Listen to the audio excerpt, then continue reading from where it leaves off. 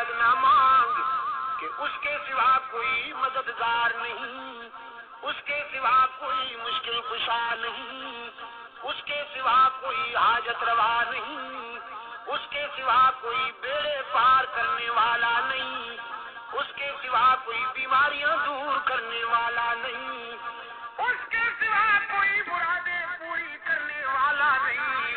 جب مانگنا ہو تو اسی سے مانگ، جب رونا ہو تو اسی کے در پہ آنسو بہا، جب دامن پھیلانا ہو تو اسی کے در پہ دامن پھیلا۔ وعدہ پورا کرنا، ایاک نعبد و ایاک نستعین، ہم تیری ہی عبادت کرتے ہیں اور جزاک اللہ، ہم تجھ سے ہی مدد مانگتے ہیں اور مانگتے رہیں گے۔ سیدہ عائشہ صدیقہ رضی اللہ تعالیٰ عنہا نے بھی اللہ کے حضور اشک بہائے، اسی کو دل کی بات سنائی۔ الہ العالمین منافقین نے میرے خلاف جھوٹے الزامات عائد کیے ہیں، میری کردار کشی کی مہم چلا رکھی ہے۔ اگرچہ یہ بات نئی تو نہیں، مجھ سے پہلے بھی معصوموں کے خلاف یہ پراپگنڈا ہوتا رہا، لیکن جب موسیٰ پر الزام لگا تو نے ان کی برات کا اہتمام کیا، جب یوسف پر الزام لگا تو نے ان کی برات کا بھی اہتمام کیا، جب مریم پر الزام لگا تو نے ان کی برات کا بھی اہتمام کیا۔ میرے معبود، آج تیرے محبوب کی عائشہ اشک بہار آئی ہے اور یہ فیصلہ کر کے آئی ہوں، جب تک میری برات کا اہتمام نہیں ہوگا تیرے در سے سر نہیں اٹھاؤں گی، سجدے سے سر نہیں اٹھاؤں گی، کسی اور کے در پہ نہیں جاؤں گی، تجھ سے ہی مدد مانگتی ہوں، تجھ سے ہی درد دل کہتی ہوں۔ رو رہی ہے سیدہ عائشہ صدیقہ رضی اللہ تعالیٰ عنہا، کس کے آگے؟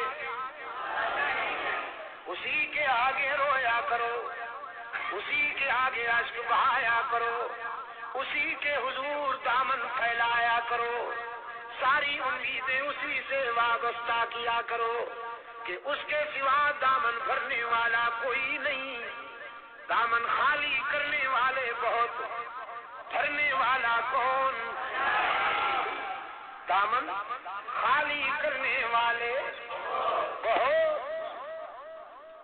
بیٹھے ہوئے ہیں فنکار، چندیاں لہرا رہی ہیں، زلفیں جا رہی ہیں، چادریں اوڑھی ہوئی، قبریں سجائی ہوئی، جھنڈیاں لہرائی ہوئی، چادر اوڑھے ہوئے بیٹھے ہیں، جیسے آسمان سے اتری ہوئی چیز ہو گئی، اور سادہ لو انسانوں سے کہتے ہیں کچھ لے کے آؤ گے تو کچھ لے کے جاؤ گے، خالی ہاتھ آؤ گے تو خالی ہاتھ جاؤ گے، لیکن اس کے در رحمت سے صدا آتی ہے کچھ نہ لے کے آؤ، سب کچھ لے کے جاؤ، خالی ہاتھ آؤ، دامن بھر کے جاؤ۔ قال ربکم ادعونی استجب لکم ان الذین یستکبرون عن عبادتی سیدخلون جہنم داخرین۔ دنیا والوں سے مانگا جائے تو ناراض ہوتے ہیں، نہ مانگا جائے تو خوش ہوتے ہیں، لیکن یہ داتا وہ ہے کہ یہ مانگنے والوں سے خوش ہوتا ہے، نہ مانگنے والوں سے ناراض ہوتا ہے۔ ان الذین یستکبرون عن عبادتی، یہاں مفسرین نے لکھا ہے عبادتی سے مراد ہے جو مجھے پکارنے میں گریز کرتے، کیونکہ پکارنا عبادت ہے، پکارنا تدبیرا مدد کر، شرک کی طرف، کی طرف کیونکہ پکار عبادت ہے، پکار قال ربكم ادعوني استجب لكم، تمہارا رب کہتا ہے مجھے پکارا کرو میں تمہاری دعاؤں کو قبول کرنے والا ہوں، ادعونی استجب لکم، مجھے پکارا کرو میں تمہاری دعاؤں کو قبول کرنے والا ہوں، ادعونی ان الذین یستکبرون عن عبادتی، یقیناً وہ لوگ جو مجھے پکارنے میں گریز کرتے ہیں،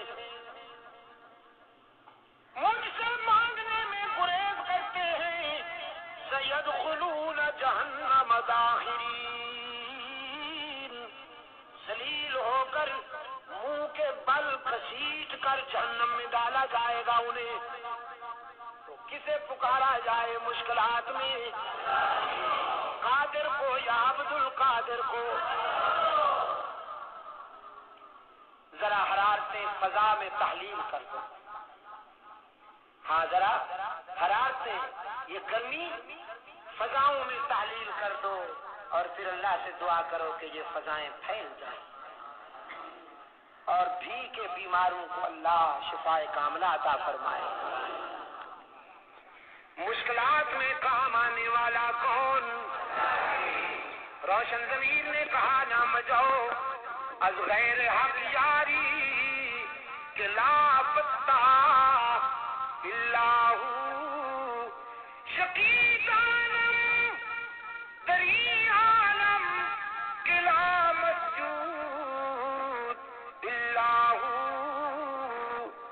ولا معبود فی الکونین لا موجود اللہ، کوئی مانے یا نہ مانے لیکن میرا تو ایمان ہے کہ اس کے سوا پوری کائنات میں کوئی مسجود نہیں، اس کے سوا پوری کائنات میں کوئی مسجود، نبی مسجود، رسول مسجود، تو پھر کاما والی سرکار کیسے مسجود ہو گئی؟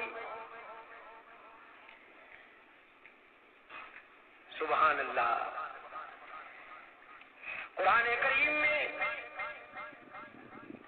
جگہ جگہ پر فکر انسانی کو متوجہ کیا گیا ہے کہ نیاز مندیاں، اپنی زمین کی نیاز مندیاں اللہ کے لیے وقف کرنی ہوں گی۔ فرمایا لعن اللہ الیہود والنصارى، اللہ کے رسول صلی اللہ علیہ وسلم نے فرمایا یہودیوں پر، نصرانیوں پر اللہ کی لعنت۔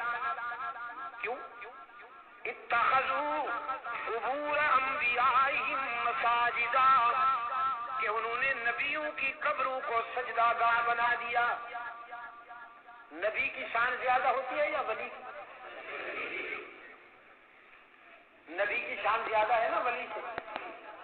جو نبیوں کی قبروں کا سجدہ کریں ان پر تو اللہ کے رسول نے لعنت بھیجی ہے، اور جو ولیوں کی قبروں کو سجدہ گاہ بنا لے ان پر، ہاں جزاک اللہ، یہی بات ہے، یہ عاشق بنے پھرتے نبیوں اور رسولوں کی قبروں پر سجدہ کرنے والے ملعون، تو ولیوں کی قبروں پر سجدہ کرنے والے ڈبل ملعون، ڈبل ملعون، اچھا ڈبل۔ انسانی جبین کی عاجزیوں کے لیے حقیقی مسجود کون؟ ہر جگہ موجود کون؟ معبود کون؟ کارساز و دستگیر کون؟ حاجت روا و مشکل کشا کون؟ سیدہ عائشہ صدیقہ رضی اللہ تعالی عنہا نے آنسو بہائے ہیں اللہ کے در پر، درد دل سنایا ہے علیم بذات الصدور کو۔ سورہ نور آئی، قلب رسول پر وحی کی صداقت چمکی، فرمایا الخبیثات للخبیثین، والخبيثون للخبيثات والطيبات للطيبين والطيبون للطيبات أولئك مبرؤون مما يقولون لهم مغفرة ورزق کریم. پاک باز بیویاں پاک باز شوہروں کے لیے، گندی بیویاں گندے شوہروں کے لیے، پاک باز شوہر پاک باز بیویوں کے لیے، گندے شوہر گندی بیویوں کے لیے قرآن ہے. آپ سمجھے کہ نہیں؟ قرآن اور کلام فطرت ہے یہ. اگر اپنی بیوی کو پاک دامن رکھنا چاہتے ہو تو خود بھی پاک دامن رہا کرو، لیکن اگر تم تار جھانک کرو گے تو ادھر بھی سلسلہ شروع ہو جائے گا، تمہیں معلوم ہو یا نہ ہو. سمجھے ہو کہ نہیں؟ کلام فطرت ہے نا قرآن کریم. قرآن کریم تو راز کی باتیں کہتا ہے، کلام فطرت ہے. فرمایا الخبیثات للخبیثین والخبیثون للخبیثات. ناپاک بیویاں ناپاک شوہروں کے لیے، ناپاک شوہر ناپاک بیویوں کے لیے. طے ہو گیا. والطیبات للطیبین. پاک باز بیویاں پاک باز شوہروں کے لیے، والطیبون للطیبات، اور پاک باز شوہر پاک باز بیویوں کے لیے. رب العالمین نے ذرا کے لہجے میں سیدہ عائشہ کی وکالت کرتے ہوئے واضح کیا. جس نے اس عفیفہ کے کردار کو سمجھنا ہو، عائشہ کی عظمت کو سمجھنا ہو، وہ عائشہ کے شوہر کی قسمت کا نظارہ کرے. جس کا شوہر محمد معصوم، وہ بیوی کیسے نہ محفوظ. محمد معصوم ہے، عائشہ محفوظ ہے. ذرا کے انداز میں رب العالمین نے برات کی. اولئک مبرؤون مما یقولون. میں اعلان کرتا ہوں کہ پیغمبر کی آبرو بے داغ ہے، نبی کی آبرو کا دامن پاک ہے. آپ میرے لیے اور میں آپ کے لیے اللہ کے حضور التجا کر دیں. اللہ دنیا